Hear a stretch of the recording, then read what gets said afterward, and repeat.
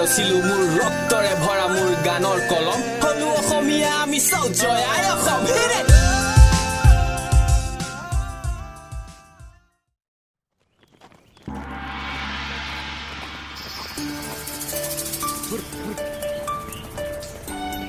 বাৰশ 28 চন পাটকাই পৰ্বত পাৰ হৈ সুদূৰ চীন দেশৰ মুন মাওলুং নামেৰে এখন ৰাজ্যৰ পৰা এটি টাই জাতি দলে সোণোৱালী শস্যৰে ভৰা অসমৰ মাটিত প্ৰৱেশ কৰিলে। টাই জাতি দলটোক এজন ৰাজশাসকে নেতৃত্ব বহন কৰিছিল আৰু তেখেতেই আছিল পুৰণি বৰ অসম দেশ গঢ়োতা স্বৰ্গদেউ চাওলুং চুকাফা।